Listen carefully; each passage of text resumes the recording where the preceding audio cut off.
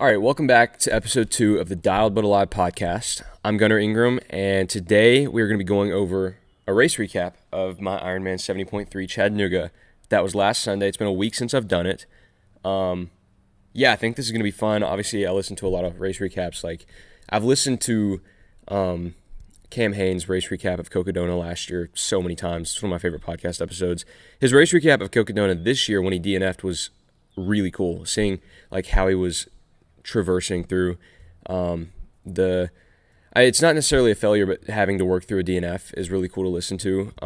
Listening to a lot of my coaches' race recaps on the Inner Athlete podcast, Nick Bear's race recaps. I love listening to race recaps is what I'm getting to. So before we get into this, I actually want to shout a couple people out. Number one, Pearson, who's behind the camera. This dude did insane filming and taking pictures and running around the race. I would not be doing what I'm doing if it wasn't for him. My best friend, my business partner, my brother Pearson. So yeah, he's cool. And another one, I want to shout out the small group in Kennesaw, which I didn't even mention last podcast. I'm sorry. My life story, I don't know how I forgot to mention it, but when I moved down to Kennesaw, I met, we got in a small group at Woodstock City Church, and my small group leaders, Jason and Troy, great mentors, my friends in there. Shout out Will, shout out Tyler, Luke, Arvin, Aiden, all these guys, amazing guys, and obviously Cole and Hayden are in there too. But yeah, I just wanted to make sure to shout them out. Will's done a few races with me. He's an awesome dude. So yeah, without further ado, we'll get into the race. So I want to go over what I kind of felt like going into race day. So the training the 2 months before was phenomenal. Now, December and January, I kind of had a lacking training block, I guess. I didn't do what I should have.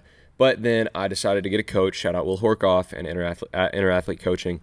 I got them a month or two out, and they were great. Like the sessions that he gave me, everything that he gave me felt amazing. I really think that like if I didn't have that, I wouldn't have gotten the time I did. I missed my time by a little bit, but we'll get into that. But yeah, I wanted to shout out him.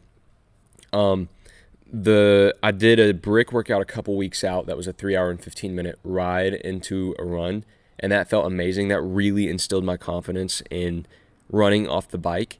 And for swimming, I had a really good swim that was like 4,000 yards. It wasn't planned to be 4,000 yards, but I felt really good and swam 4,000 yards.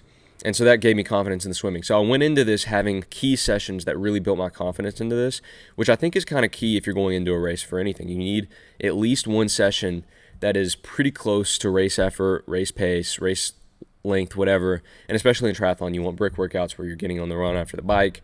I didn't do many like bike after swim or anything, but yeah, I was pretty confident going in that I could get my goal. My goal was 6 hours. Now, I ended up finishing 6 hours and 21 minutes, which I'm completely fine with because I ended up finishing completely emptying the tank. If I was worried about anything, it was going to be my bike. Because that's just the thing that I was lacking the most in, and still kind of am. But I'm gonna put a lot more volume in the bike this next training block for Augusta 70.3, which we're gonna get in later too. So yeah, we left Saturday morning, went up to Chattanooga. I rode with Jack. Jude and Sawyer got there later. Pearson got there later. Mom got there a little later too. But we got there Saturday. We went to Ironman Village. Me and Jack walked around Ironman Village. I got my check-in, got my packet. The people there were amazing. They gave me this wristband, which I plan to keep on for a while. There was the shop where you could buy stuff at Ironman Village. I got this shirt. I got this hat. I got a cup or a bottle, like a bike bottle. I got a sticker too, but I accidentally threw the sticker away, so I don't have the sticker anymore. But the whole atmosphere of Ironman Village, I can't really explain. It's kind of awesome. The expo before the Austin Marathon is the thing that's the closest to that. And the experience wise, but both kind of I think get you aligned to the race because you see these people that have put in all this effort. You see these people that have also been training for weeks and months and I mean maybe even years for this race, and so it's cool to really meet a lot of them and meet the volunteers who sacrificed their time to help us out. So that was really cool. And it kind of went as I expected. So the night before, we went to Olive Garden, and I had spaghetti with marinara sauce and little grilled chicken. I wanted to keep it small. I think we ate at like 5:30, and then the only thing I had later in the day, I had some candy later in the day because I didn't want to have like too much, and if I had something, it was going to be carbs. I had a lot of water too. So race day morning, I woke up at 3:50 in the morning, got a shower in, stretched a little bit, filmed a little bit. I felt really good. I didn't get much sleep. I think I got like 3.5 hours of sleep, 4 hours of sleep, which really isn't crazy important the night before a race. But yeah, I was ready. I was prepared. I did what I could. And so race morning, it was just about executing. Because like Nick Bear says all the time, his quote, he says, "The hay is in the barn. The work's been done. You're not going to build any fitness the week of the morning of the race." So just really going in as confident as possible. I prayed the night before. I fall asleep while I pray a lot. So like, I guess that's not a horrible thing, but yeah, I prayed the night before that the race went good. And yeah, so left at like, I think we left at 5, got the transition at like 5:20, 5:25. We got there, and when we got there, I'd already gotten the stickers the day before, because you get a sticker to put on your helmet, on the bike, you get your race bib all the day before. And so the morning of, it was pretty simple. I took my transition bag, I put all the stuff in transition bag, which in your transition bag is the bag that you're going to have stuff between transition 1 and transition 2. So when you're coming out of the water and you get on the bike, you have your stuff in there. When you get off the bike and you go to the run, you're going to have your shoes in there. So I got transition bag ready. That morning I went and sat it down next to my bike. I was number 2,539.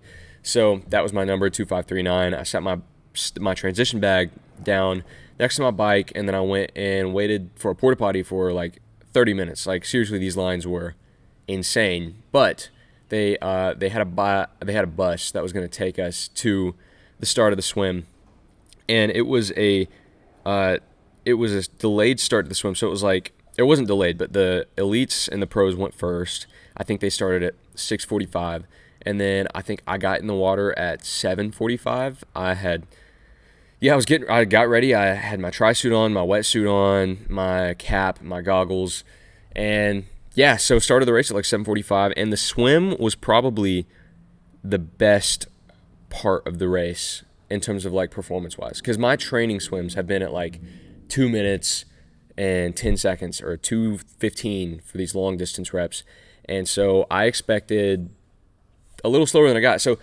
the way that Chattanooga is it's downriver. It's downstream in the Tennessee River, so you're getting a little current. Now, this morning, the current was, I think someone said it was the slowest that it had ever been for the 70.3 race.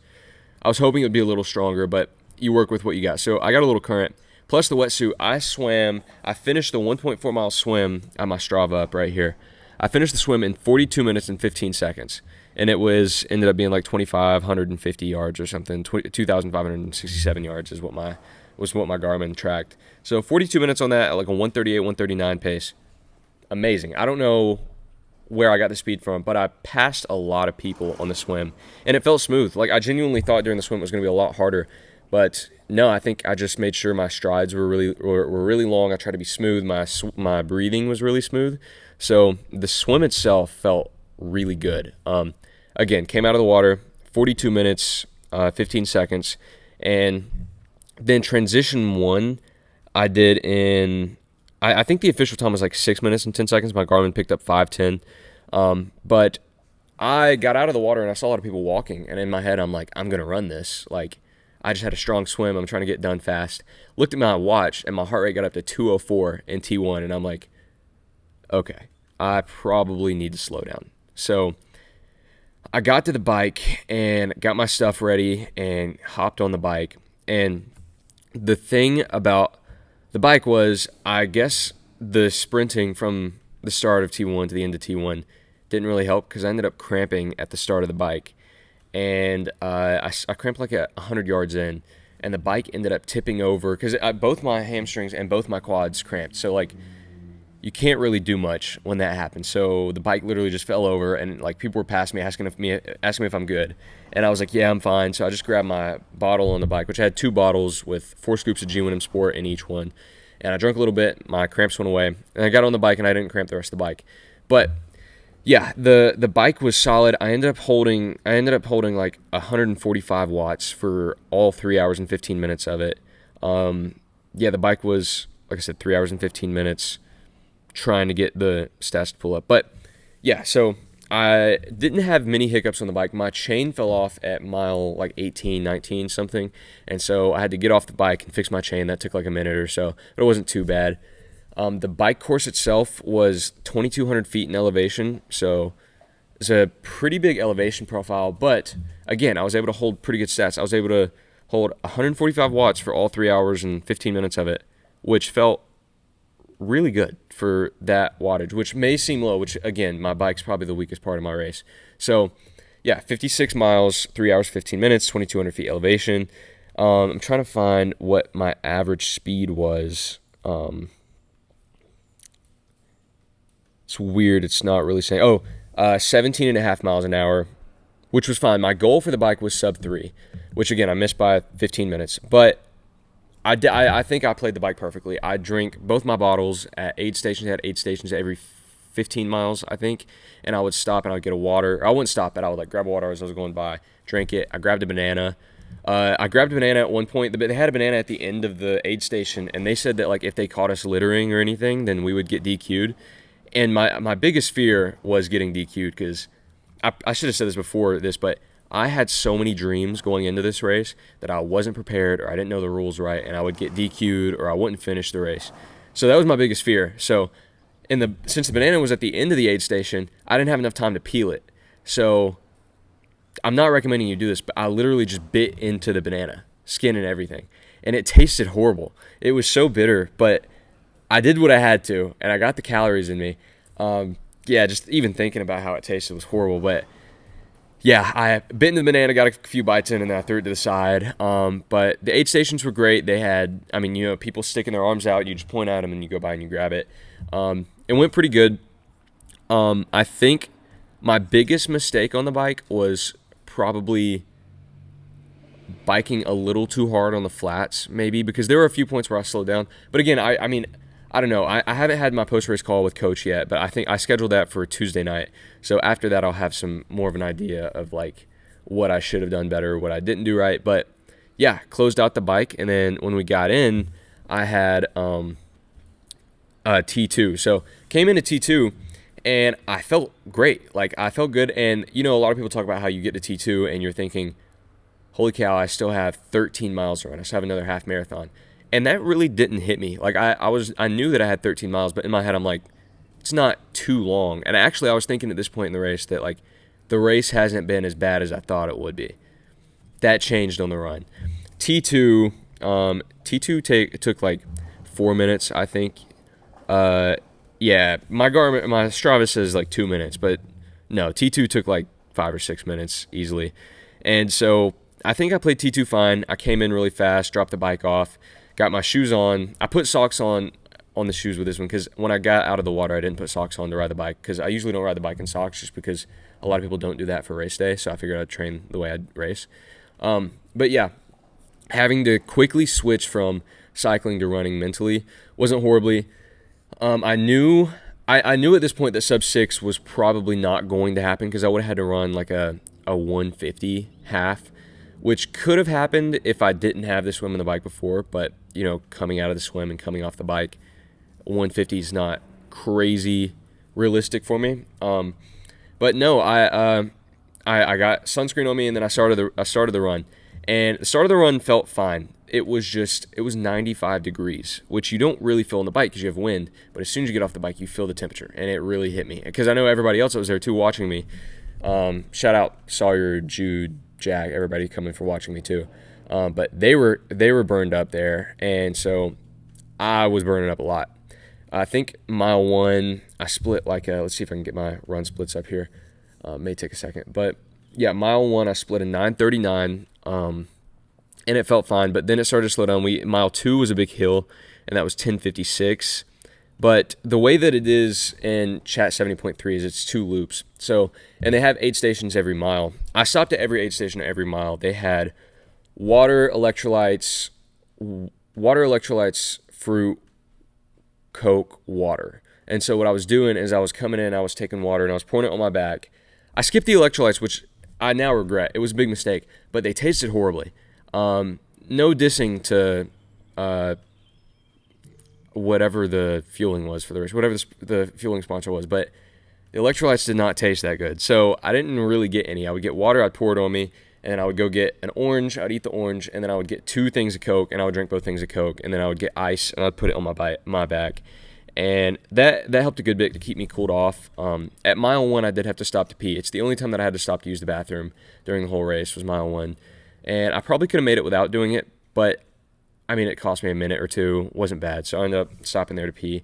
At mile 3, I met a guy, shout out Nolan. I'll send this podcast to him, but I met him at mile 3 or 4, and we ran pretty much the whole half marathon together, and I would not have ran as fast as I did without him being there next to me, because I ended up splitting pretty evenly throughout the whole race. Obviously, it's going to change a little bit with elevation and stuff, but my pace ended up averaging 10:07, and so I ran like a 2:10 to 11 half marathon, which I'm not mad about at the end of the 70.3, but yeah, I kept even splits. I cramped at mile 12, and I had to tell Nolan to go ahead of me, but yeah, I came through the finish line at 6:21, and so I finished the half marathon in 2:10, and it was I came through, and I was still cramping a little bit, but I was just pushing through, and when I hit the red carpet, I was just smiling immediately. I couldn't stop myself from smiling. I wanted to sprint through it, but I couldn't, and I don't know, it was one of the best feelings coming through the end of a race I've ever had, just because, I mean, this was an Ironman. I know it wasn't a full Ironman, but it was the Ironman name, Ironman 70.3. And seeing videos for years of people finishing and it being one of my dreams, like coming through the red carpet, I almost cried. Like I almost got emotional. And like, if you know me, I don't cry ever, but it was so emotional that I almost did. I went through and then I hugged my mom and I got to see all the boys, and I quoted Truett Haynes when I got to the end, and I saw him. I'm like, was that supposed to be hard? It was pretty hard. It really got hard on the run, but yeah, I felt really good after the race. My cramps went away pretty fast. The people at the end, they put the medal around me. They had bottles of water, so I drank the bottles of water. They gave me the flag, the Ironman 70.3 finisher flag, which I now have hung up in the gym. Yeah, and so I went after that, and I got my bike, and we got back in the truck, and then left. But overall with the race, obviously I missed my goal. My goal was 6 hours. I think mentally I had a goal of like 5:50, 5:45. So I missed my goal by a good bit. But I felt like I emptied the tank. Like I genuinely feel like I couldn't have really gave any more. Maybe if I differed pacing on the bike or the run or something, or drunk more electrolytes on the run, I could have gotten 10 minutes faster, maybe 5-10 minutes. But again, this is my first 70.3, and I felt like it was a win. I felt like the whole race was a win, and I think having friends there with me helped push me, and like seeing them in transition and like cheering me on was amazing. After the race that evening, I felt really good. Like I didn't feel like I'd just done a half Ironman. Like I was pretty tired, but I didn't really hurt that bad. I went to the gym with Jack afterwards, and I told him I was going to lift, and I thought about it, but I think it was probably not the best decision to lift. So I stretched for a while, got in the massage chair, and that helped a lot with being able to kind of recover that evening. And so the days after that, I didn't really get good sleep that night after. I think my sleep score was like 42 or something, so it wasn't great. But yeah, I've rested most of this week. I've lifted a couple times. I just ran for the first time today. I think after this I'm going to go swim. And Coach said Monday we're going to hit the ground running. Yeah, races like this are amazing because like these are huge races that realistically I'm not going to do a ton of in my life. I think that I'm going to do my next race is going to be Augusta 70.3 in September, my next triathlon. And the goal for that one ideally would be sub 5:45, maybe 5:30 if I can push it. It's supposed to be a faster course, and I think if I really lock in on training, which with a coach I think I will, I really want that. I really want to cut the time down a good bit, and then eventually do a full Ironman next April, and that'd be 140.6 miles total. And you really just learn a lot about race environment and how to fuel during the race and pacing and all that through the race. So it was a really good teaching thing for me. Yeah. So what's next after this? Because I think coming across the finish line, I've said this forever, and this is my senior quote, is that there is no finish line for me. You know, you finish a race and like, that's not it. You know, like I all I'm looking towards is the next thing. And maybe that's not the healthiest mentally way to look at stuff, because I'm never really satisfied, because even though I finished an Ironman 70.3, in my head I'm still thinking it's only a 70.3. I haven't done a full Ironman. And when I do a full Ironman, I guarantee you I'm not going to be fully satisfied, because it's not going to be a time that I wanted. Yeah, so next I have a few races planned next. I want to do the Peachtree Road Race in Atlanta. It's a 10K. Try to go for sub 50 on that. There's a 100-miler in Blairsville called the Briar Dragon, and I don't think I'm going to do the 100-mile one, but maybe do the 40-miler. But it's a month before Augusta, so I'm going to have to talk with Coach and see what he thinks about that one. If it's not going to be best for Augusta, then I'm not going to do it. But I would really love to, because it's in my hometown. It's in Blairsville. So if I could do that, that would be great. I want to do another triathlon at some point, maybe go back and do the Rock Enrollment again. I've talked with another triathlete, Cody Rice. I think he's based in South Georgia. He's been talking about doing that one. So I'd love to go down there and do that. And then I have a 5K planned later in the year, which isn't too important, but I'd love to get a 5K PR there. And then maybe do the Austin Marathon again next February, and then like I said, do Ironman Texas next April. I wish I had more to talk about here, but I think as a race recap, that kind of goes over everything there. Again, shout out to everybody that was there with me, everybody that came, and again, Pearson for filming and taking pictures. Mom took some pictures too. Jude and Jack and Sawyer went and like rock climbed when we were there, and then still made it to transition and stuff. So that was fun. I could talk about this. Before the race, me and Jack went to this taco place, and genuinely some of the best tacos I've ever had in my life. They had a taco that had kangaroo in it, like legitimately like kangaroo meat. And I was a little like, didn't know if it was going to taste good, but I tried it, and it was actually pretty good. So yeah, I think that pretty much covers everything about the race. I've talked about my future races. Yeah, I'd love to get a new bike before the next race. If I can fit it in the payroll for me, maybe a tax write-off. But yeah, I think that's it for this episode. I'm gonna do more episodes with guests in the future. I want to have Pearson on there. I want to have Jack on there. I want to have Jude. I want to have Jared Nelson. Maybe Chris Mathis. He said that he wanted to be on.